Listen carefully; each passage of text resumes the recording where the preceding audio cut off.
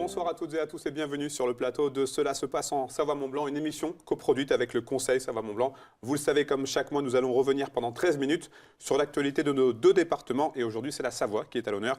Et je reçois en ce sens Monsieur Vincent Roland. Bonsoir. Bonsoir. Alors, Monsieur Vincent Roland, vous êtes député de la 2e circonscription de Savoie, conseiller départemental du canton de Moutier-Bozon et membre de la 3e commission Attractivité, Animation et Développement. Justement, en quoi elle consiste cette commission ?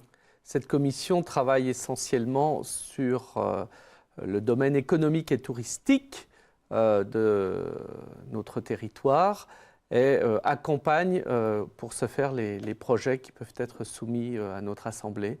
C'est une commission importante parce que derrière de l'économie, derrière du tourisme, il y a beaucoup d'emplois. Alors, on débute cette émission avec l'inauguration du nouveau centre de secours de la Plagne. C'est un reportage signé Victoria Lopez. En décembre dernier, l'alerte a été basculée ici. Outil indispensable pour le départ en intervention des sapeurs-pompiers, son installation a marqué le début d'une nouvelle histoire pour le secours à la Plagne. Le service départemental d'incendie et de secours est sous l'autorité du conseil départemental pour la partie du fonctionnement et de l'investissement et cofinancé avec les communes de Savoie. Donc ici, nous avons un investissement de 3,5 millions d'euros cofinancé entre le département et les communes. Cela faisait bien longtemps que nous attendions cette restructuration. Fin 2016, ce bâtiment au pied des pistes en plein cœur de la station est proposé pour accueillir plusieurs services complémentaires. La gendarmerie, la police municipale, un cabinet médical et la caserne des sapeurs-pompiers. 2 ans plus tard, les travaux sont terminés et les pompiers ont pris leur quartier. On a des remises des engins qui sont nettement plus grandes que l'ancienne caserne, ce qui permet vraiment de pouvoir renforcer tout ce qui est matériel au niveau opérationnel dans ces remises. Et après, c'est un centre de secours qui est vraiment fonctionnel, adapté à l'opérationnel, avec des zones bien définies, que ce soit le remisage, la zone opérationnelle départ en intervention, et la zone, on va dire, couchage, repos des agents, qui est vraiment séparé de cet aspect opérationnel. En station, les conditions météo et les difficultés d'accès peuvent compliquer le travail des sapeurs-pompiers. À la Plagne, une attention particulière est portée à la sécurité des bâtiments. Et pour cause, avec 45 000 lits, la station se classe première en capacité d'accueil au niveau européen. Elle est aussi la seule station française dotée d'un immeuble de grande hauteur. C'est un bâtiment qui ne nous permet pas de pouvoir accéder à tous les étages avec une échelle sapeur-pompier. Et donc la station de la Plagne sur M2000 est dotée de CTIGH. Et donc c'est un bâtiment très complexe qui vraiment nécessite une connaissance du bâtiment des sapeurs-pompiers très pointue et donc avec des reconnaissances opérationnelles qui se font quasiment tous les jours. 16 sapeurs-pompiers assurent les secours dans la station tout au long de l'année. Des pompiers saisonniers de Tarentaise, d'Aix-les-Bains et de toute la France viennent renforcer l'équipe chaque hiver et chaque été. En quoi est-ce important ce genre d'infrastructure dans une station comme la Plagne ? Dans nos stations où l'hiver, celle-ci se transforme en petite ville, puisqu'on monte jusqu'à 30-35 000 vacanciers, il faut pouvoir avoir des services de secours opérationnels. J'allais dire que d'une manière plus large, ça fait partie de l'offre touristique. Il y a le côté amusement quand on vient en vacances, mais il faut aussi avoir des infrastructures dimensionnées pour des secours si ceci devait avoir lieu, ce qui arrive forcément à un moment ou à un autre. Qu'est-ce qu'il représente, le service départemental d'incendie de secours, pour un département comme la Savoie ? Comme pour tous les départements, si j'ose dire, du fait de la loi, c'est 50% du budget qui est abondé par les départements systématiquement. Et ils sont importants dans l'esquisse budgétaire et financière de nos départements. C'est aussi le prix du secours dans notre pays. On passe au tourisme désormais avec la quête continue des lits chauds. On regarde ce reportage d'Emmanuel Jaude et on en rediscute juste après. Préserver une activité à l'année tout en rentabilisant la richesse foncière, c'est aujourd'hui le rêve de toutes les stations. À l'heure où le modèle économique des sports d'hiver est en pleine évolution, de nombreuses réalisations voient le jour avec comme ambition de s'intégrer au mieux parmi les problématiques locales. On a dégagé un terrain ici pour que soient construits des lits très chauds, c'est-à-dire complets tout l'hiver et tout l'été. Les gens, comme l'a dit le président Henri Giscard d'Estaing, les gens vont descendre, sortir du village pour voir à quoi ressemble une petite ville savoyarde, à quoi ressemble un bistrot français, pour voir à quoi ressemble une cave de fromage. Ils veulent voir tout ça, ils ne font pas 10 000 km pour rien. Donc tous ces gens-là, c'est des dépenses sur place, c'est une communication magnifique.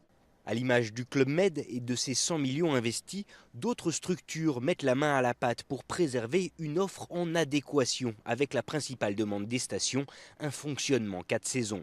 C'est notamment le cas de l'UCPA qui vient de rénover l'un de ses plus gros centres savoyards. 7 millions d'euros, d'abord parce que le bâtiment était vieux, donc il n'était plus aux normes. Il y avait un certain nombre de défauts après 40 ans de bons et loyaux services. Et puis la clientèle change. Donc les gens demandent plus de confort. Il y a aussi des familles. Donc pour les familles, ça ne peut pas être le même hébergement que pour des jeunes en grand dortoir. Et puis il y a aussi les personnes à mobilité réduite. Des investissements aujourd'hui nécessaires pour imaginer les stations de demain.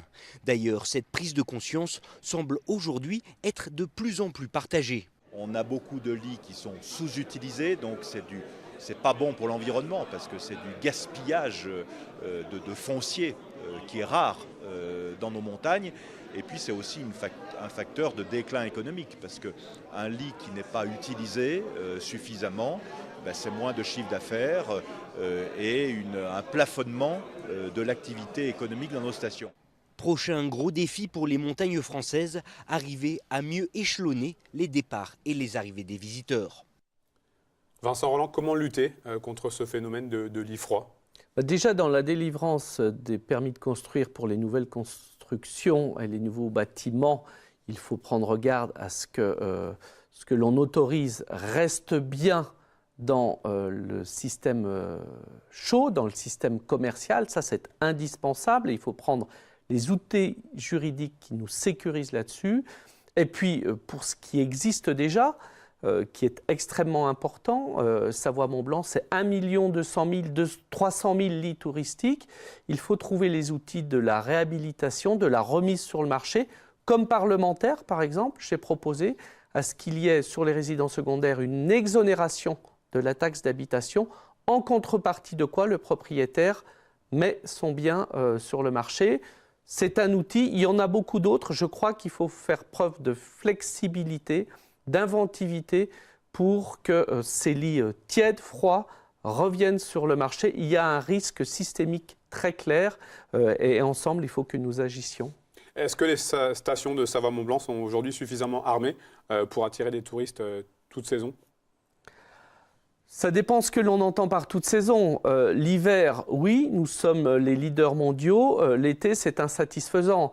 Maintenant, je ne pense pas qu'on fera tourner des stations du 1er janvier au 31 décembre en continu. C'est un leurre. La montagne, 4 saisons, il faut arrêter de laisser croire que ceci est possible. Par contre, attachons-nous à ce que les ailes d'été, 15 juin, 15 septembre, puissent être remplies comme les mois de juillet et d'août. Travaillons à cela, mais surtout faisons-le ensemble, parce que si la montagne n'est pas capable de s'unir sur la destination été, nous aurons à l'évidence beaucoup de mal à remplir nos lits.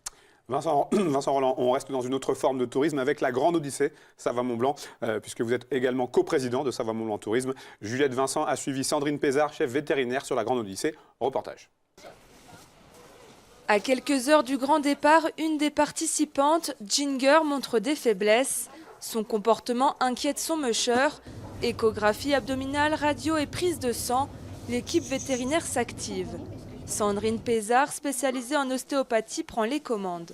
L'équipe vétérinaire est en train de tirer des radios à l'aide d'un capteur plan qui nous permet de tirer des radios sur le terrain avec une transmission immédiate des images en Wi-Fi. Afin de pouvoir peaufiner le diagnostic que nous avons à poser sur la chienne, dont nous avons déjà fait une échographie et un bilan sanguin tantôt. On a un rôle au quotidien de soins et de bien-être aux animaux. On doit pouvoir répondre au mieux aux attentes des mushers pour éviter que de la bobologie se transforme en grosse pathologie. Les résultats médicaux de Ginger sont un peu inquiétants.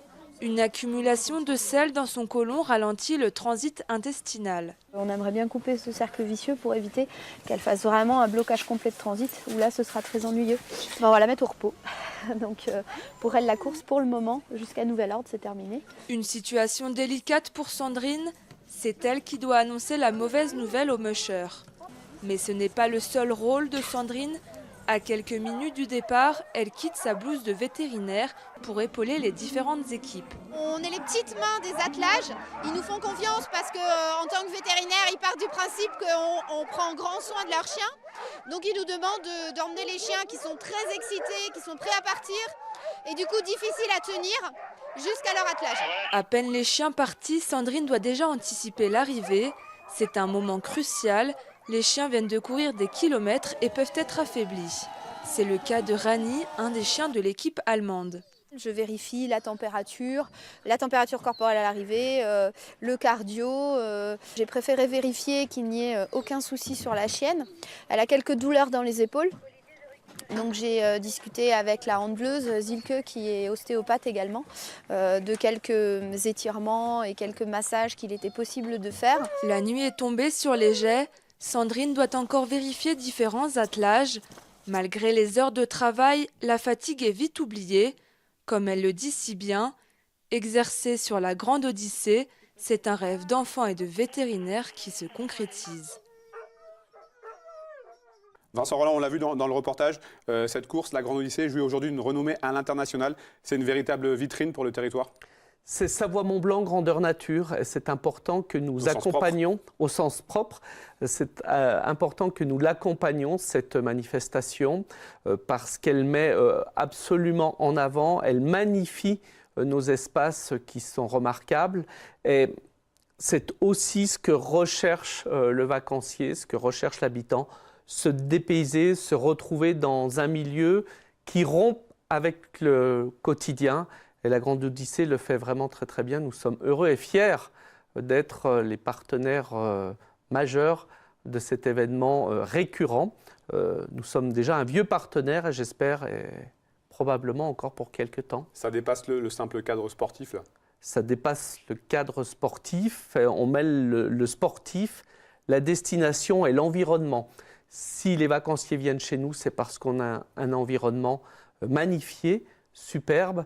Et ces courses de chiens de traîneau l'illustrent très très bien. Vincent Rolland, une dernière question avant de se quitter. J'aimerais avoir votre avis en tant que conseiller départemental sur cette idée, ce projet de fusion des départements qui fait beaucoup parler en ce moment. Il fait beaucoup parler et c'est bien que nous en parlions. Il faut que progressivement nous bâtissions ensemble un projet pour ce territoire Savoie-Mont-Blanc. Ça doit bien partir d'un projet, de ce que nous pouvons partager en commun pour nous projeter dans l'avenir. Je crois qu'on parlait beaucoup de la crise des gilets jaunes, il y a aussi une forme de crise identitaire. Nous avons la chance d'avoir une forte identité, eh bien mettons-la en avant, mettons-la en musique et ensemble, je l'espère, à l'avenir, allons plus loin. Merci beaucoup Vincent Rolland de m'avoir accompagné pour cette émission.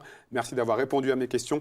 Merci aussi à toute l'équipe en régie. Prochain rendez-vous avec Cela se passe en Savoie-Mont-Blanc le 28 février prochain avec un numéro consacré à la Haute-Savoie. Passez une très belle soirée. Au revoir.